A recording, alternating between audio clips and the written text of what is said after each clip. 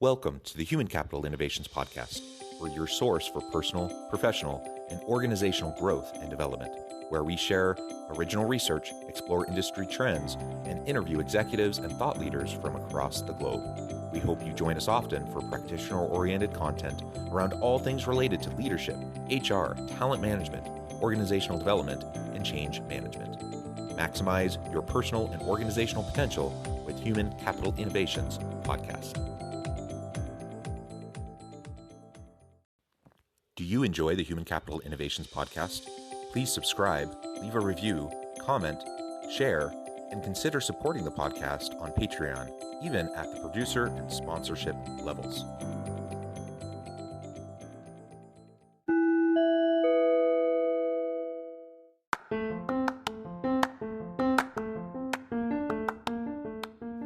Welcome to the Human Capital Innovations Podcast. In this HCI podcast episode, I talk with Bill Berman about his recent book, Influence and Impact. Discover and excel at what your organization needs from you the most.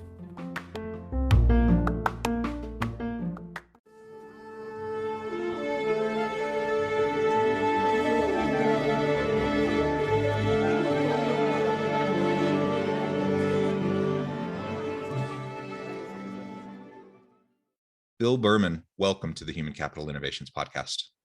Thanks very much for having me. Yeah, it is a pleasure to be with you today. I'm super excited for our conversation as together we'll explore your recent book, Influence and Impact, Discover and Excel at what your organization needs from you the most. I think that's a fantastic title. I'm super excited to unpack that and explore the content with you. And I appreciate you taking the time to share your insights with me and my listeners today. As we get started, I wanted to share Bill's bio with everybody. Bill Berman is the author of Influence and Impact and is an executive coach with experience as a psychologist, senior line manager, and organizational consultant. Since founding Berman Leadership Development in 2005, he has been a trusted advisor to general managers and C-suite executives across multiple industries.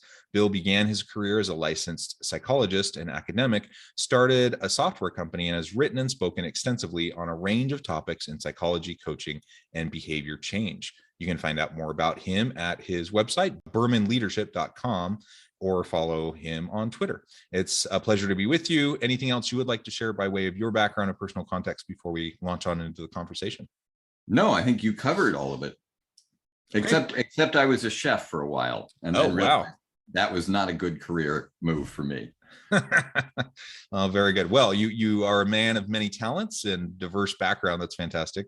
And why don't you start by just framing up for us a little bit the why behind this book? What was the impetus for it? What drew your attention to this topic? And then we can start to unpack the contents of your book. So I've been an executive coach for close to 20 years now, and I've worked with a range of people anywhere from senior managers to CEOs. And what I've discovered is that for a large percentage of them, they're doing a great job like 80% of the time, but they're just off the mark on a few things. And those are typically fall into three categories. They either haven't really understood what the job they have is, and so they're doing either their last job or the job they wish they had, or they're avoiding the job they're afraid of. So they're just missing on a part of the job, or they're missing on the culture. And so they haven't really understood what the organizational culture is. And so when they do things, they do it in a way that people can't absorb it, and the organization can't absorb it. And so when I coach them, I do a little bit of just helping them shift their focus from one part of the job to another, or to a new part of the job, or I help them pay attention to how the culture operates. And that can really make a difference and help people really accelerate their careers. Yeah. I've seen those problems as well. I think it's the age-old issue that many people have in their careers, not just executives and senior leaders. And that is, and frankly, often we talk about like work towards the job you wish you had. And there's a level of good advice there. But when you're in a senior leadership position, you were hired for a specific reason to do certain things and to lead a certain team with a certain set of talents and competencies. And so you have to be able to lean into that.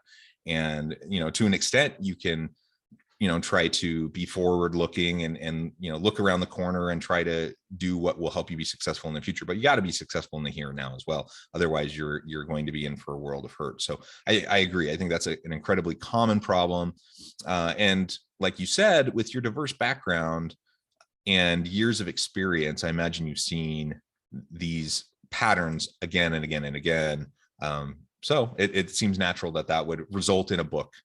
When you think about it, what people go to and are influenced by someone who is the go-to person, the person they can rely on to do things, the person who has expertise in things so they can get the job done, and the person who understands us, right? So and when you have those three things, then you can start to act in the way that the next job is. And that's exactly what we say in the book. First, you establish your capability, your ability to get things done, so your execution capability, and your cultural agility. And then you can start to take on new problems or bigger problems, or help your manager solve issues that they've been struggling with.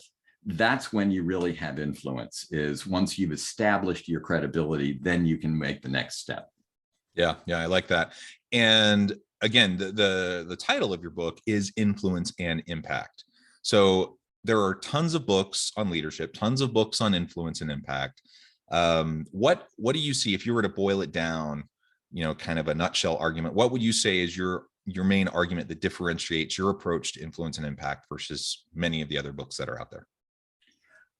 There are a couple of differences. So one, most of the books that are on influence are really about persuasion, not influence.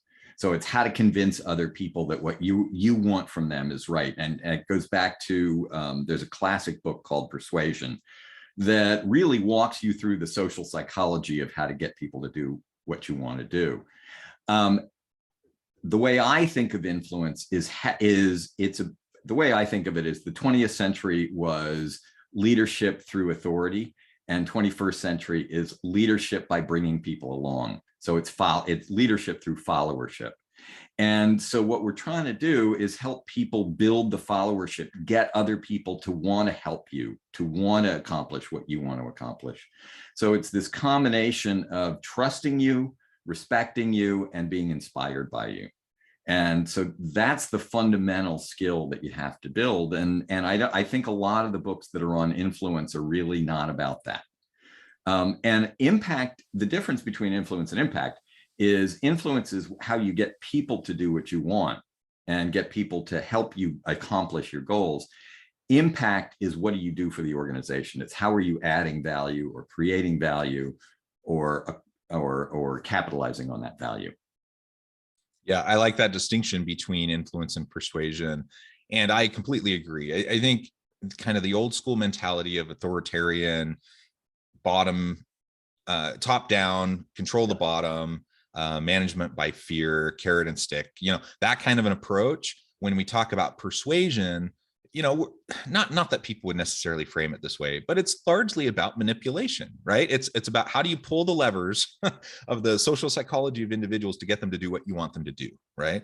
And that's very, very different than what you're describing in terms of influence in the modern age, in the modern workplace, where we're trying to influence through the type of person we are, the example we set, the environment we create, and how we foster meaning, purpose, collaborative, creative thinking and innovation within our team. And when we create environments like that, then people want to follow. They're drawn to that kind of an environment. And that's also simultaneously going to lead to the greatest outcomes, the greatest impact for individuals, teams, and organizations. So I think that's a really powerful distinction and way to think about both influence and impact. The second part of the title of your book is Discover and Excel. How do you go about discovering what your organization really needs from you? There's a job posting and a job description. Sometimes organizations have those updated. Most of the time they don't. So that's a starting point, but that's really not a great place to thoroughly understand what they need from you. So how do we go about discovering that? Well, when I had my software company, we were a small business. So job descriptions were something that were pretty fluid.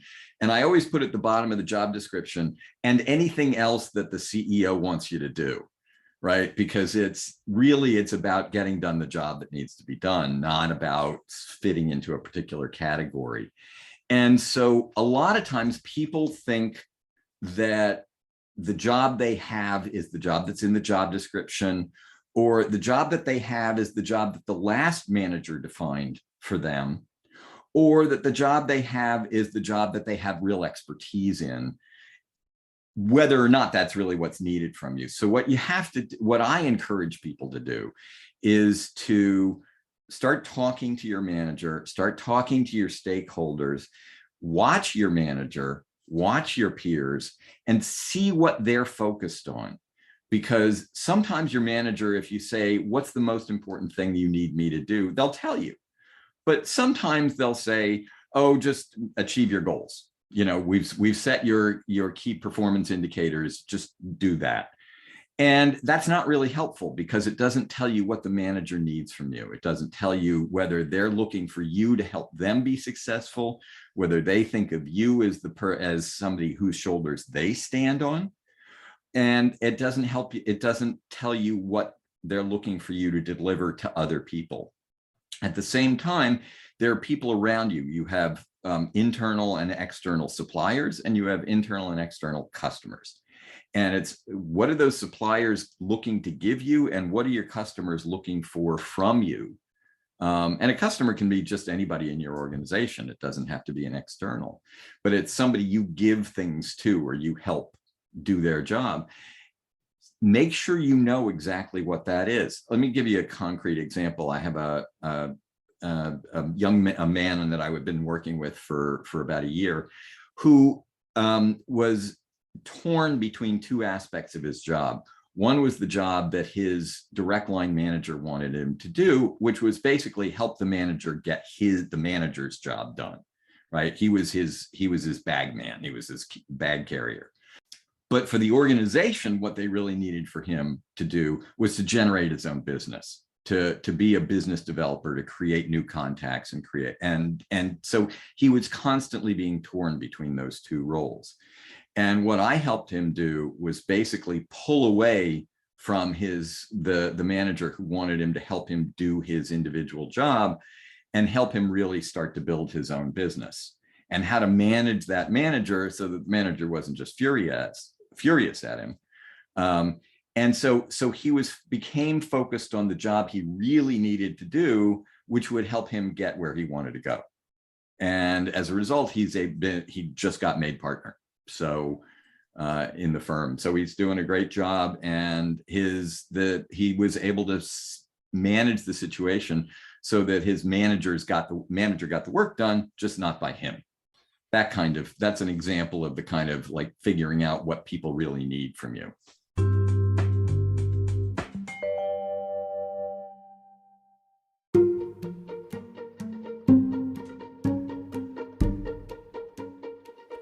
Welcome to the Human Capital Innovations Academy, courses, micro-credentials, and certificates to upskill and reskill for the future of work. All HCI Academy courses, micro-credentials, and certificates are designed, developed, and delivered by award-winning and internationally renowned scholars, educators, thought leaders, executives, and practitioners. Our courses, micro-credentials, and certificates will help you make your mark on the future of work and make an immediate impact in your organizations. Check out the HCI Academy and our many course offerings and certificates to upskill and reskill for the future of work.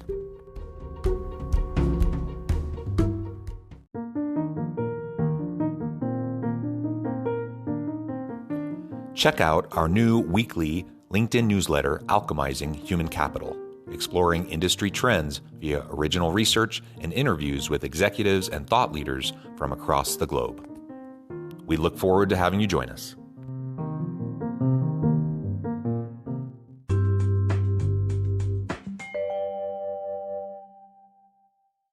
Yeah, and we all tend to experience that tug of war, right, in organizations, especially when it's pretty fluid, like you said. And Yeah, smaller nascent organizations, scaling growing organizations, where roles and job titles even can shift rather rapidly. We need people who can be adaptable and do what we need them to do.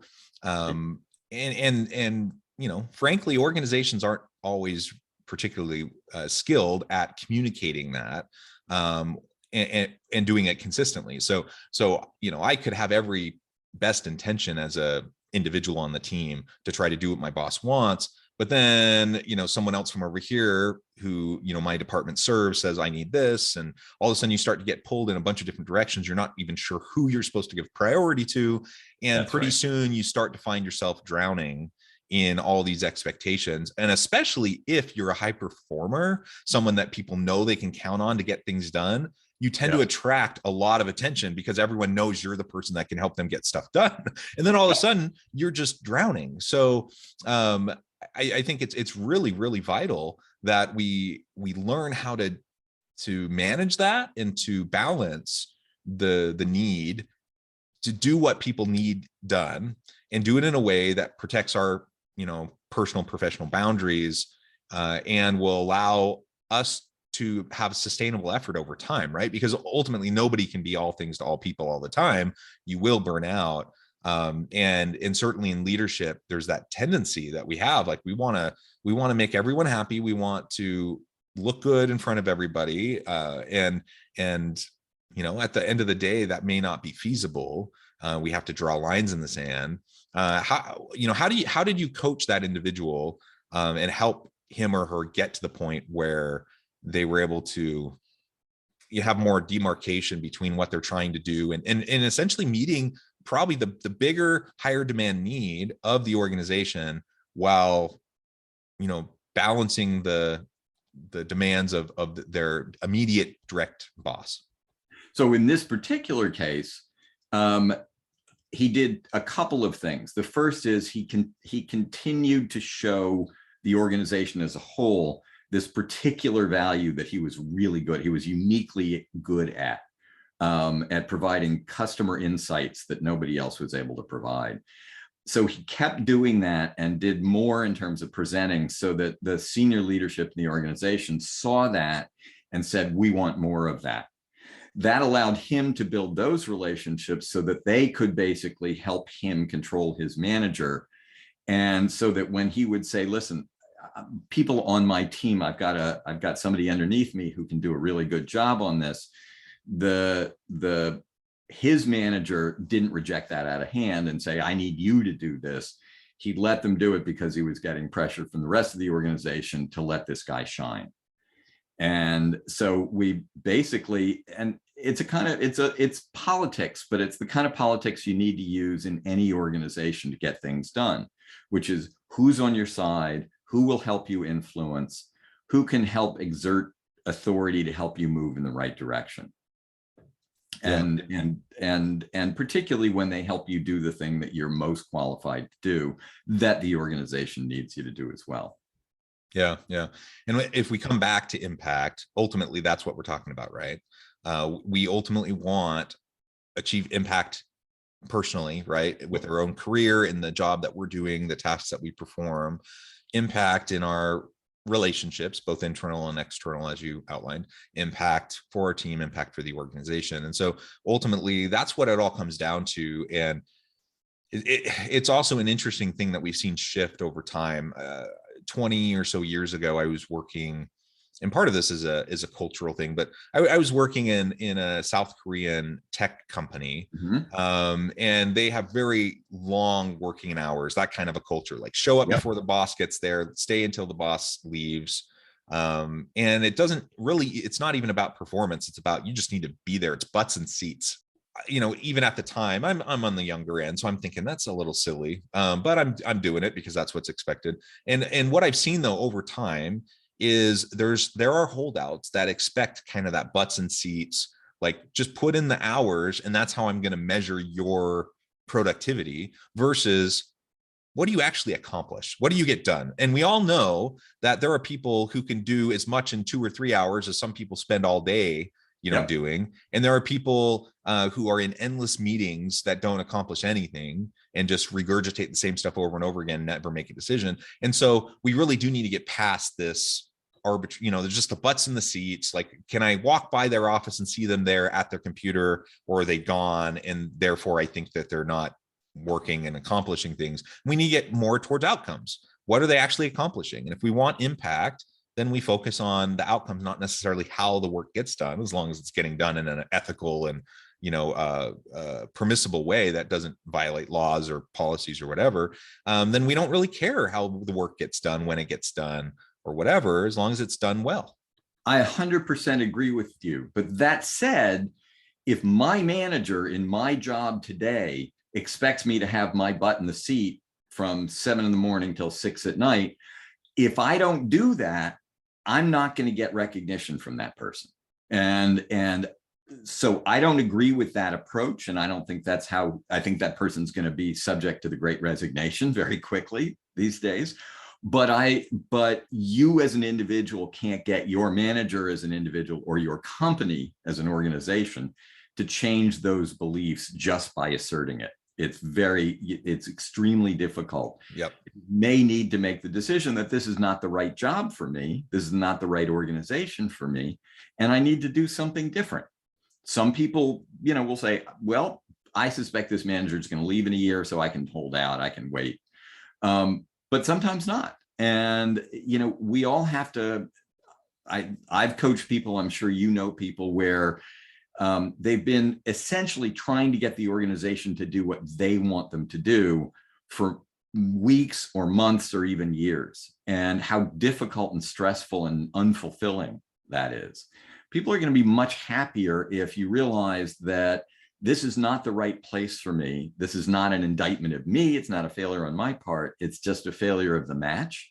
But I'm going to look for something where their values align with my values, where their goals align with my goals, and where what they need from me is what I'm best at. Yeah. Well said. And, sometimes in the short term, we have to just play the game. Like you said, it's just essentially playing the game and dealing with the politics. And sometimes you just need to leave. And we know that, like you said, with the Great Resignation, people have reevaluated what matters to them, what's most important to them. And then many people have chosen to go somewhere else. Now, let's not be fooled, though. The grass isn't always greener. And, I may not be thrilled with everything in my organization. That doesn't mean it's going to magically be better at the next place. So we also have to be aware of that. But, I'm a big advocate for, be the change that you want to see. And that's whether that's in your home, in your community, in your team, in your organization.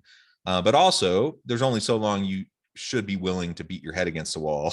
So ultimately, move towards a direction where you're going to find better fit, and that's going to bring better satisfaction for you. Yep. It's going to reduce your stress and your anxiety. It's going to bring higher levels of productivity. So ultimately, it's a hard choice to make, when someone has to make the decision to go somewhere else. But ultimately, it's sometimes the necessary and the right decision. So, and it's an easier decision to make once you know what the job really entails. So right. If you know what's expected and what the job requires and values, then you can make a clearer decision about that. It's when you keep thinking that it's one thing when it's another that it becomes extremely difficult to make that choice. Yeah. And coming back to something you were saying towards the beginning of our conversation, these things shift over time. I mean, so people join a company thinking they're going to do X, and over time they're going to start doing Y, Z, and even move back to A, right? Like, things do shift over time. So we either need to be adaptable and willing to adjust and reskill, upskill, whatever is needed, or we need to be willing to move to the next place. Now, there are rare exceptions to that. And there are professions where, you get in and you're pretty much kind of doing the same thing for your career, but that's, pretty rare nowadays.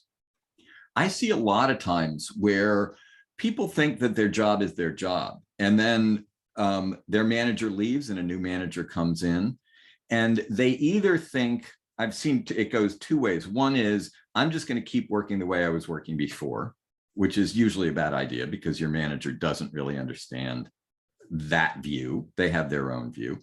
Or there's a feeling that you should just leave me alone to do my job because I've been doing it for the past 2 years. So you don't need to get involved in it. Well, as a manager, I know you may be really good at it, but I don't know that. And I need to learn more about what you're doing so I know that I can trust you. And people take that very personally and feel like it's somehow micromanaging rather than just showing interest and wanting to learn what you're doing and how you're doing it. And I see that as a particular point of friction for a lot of people with their managers. Yeah, I see that too. I'm sure I've experienced that as well on both ends. And so it's something that can be overcome just through open communication, right?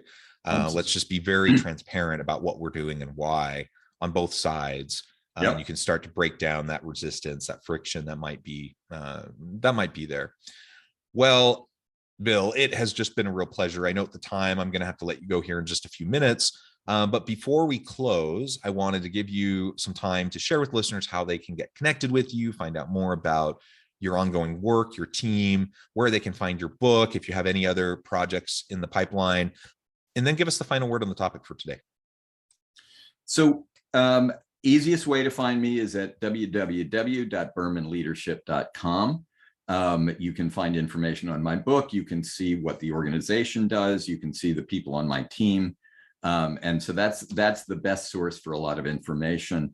If you want to hear what I'm talking about or thinking about or writing about, I'm on LinkedIn most days. I'm on Twitter most days. And my handle is Dr. Bill Berman. So just you can look for me. And I think the key takeaway here is the goal is for you to be doing the things that matter to you and actualizing yourself. And you do that by knowing what's demanded of you, what's required of you, and who you are and how those two things fit together. So the core job for influence and impact is making sure you have a match between who you are and who the organization is and what they need from you and what you need from them. Wonderful. Thank you, Bill. It has been a pleasure. I encourage listeners to reach out, get connected, find out more about what Bill and his team can do for you. Check out the book. And as always, I hope everyone can stay healthy and safe, that you can find meaning and purpose at work each and every day. And I hope you all have a great week.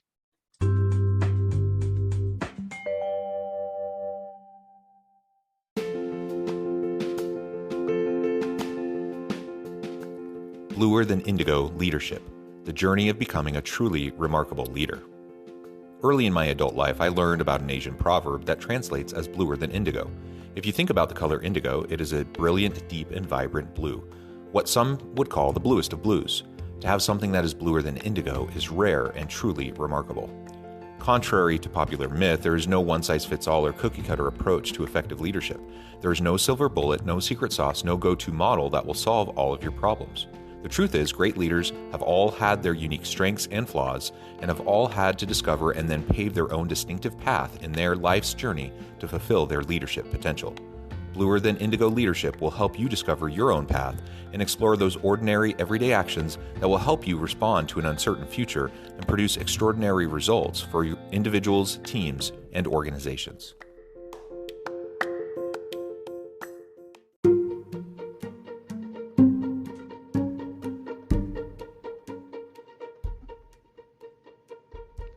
Check out Human Capital Innovations magazine, Human Capital Leadership. Human Capital Leadership is a free, interactive e-magazine with the mission to help individuals, leaders, and organizations find innovative approaches to maximize their human capital potential. We publish issues quarterly in August, November, February, and May. Take a look at the latest issue and let us know what you think.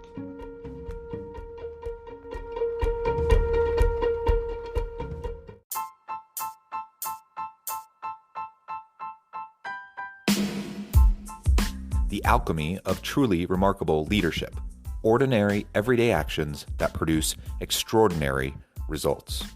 Consider how the nature of work has shifted over the past 50 years. With increased globalization, rapid technological advancement, and the shift in economic composition, the average job of today looks very different than the average job of 50 years ago. What will the jobs and organizations of tomorrow look like? Moreover, what does this all mean for organizational leaders? What are the core competencies and capabilities of organizations and their leadership that are prepared for continued disruption and geopolitical and socioeconomic shifts? Regardless of what the future holds, increasingly, leaders need to be socially minded, data-driven, decisive, champions of talent, and disruptors of the traditional notions of leadership, teams, organizations, and work. The alchemy of truly remarkable leadership will help you to explore your own leadership competencies and capabilities and consider ways to apply and implement them into your workplace and personal life.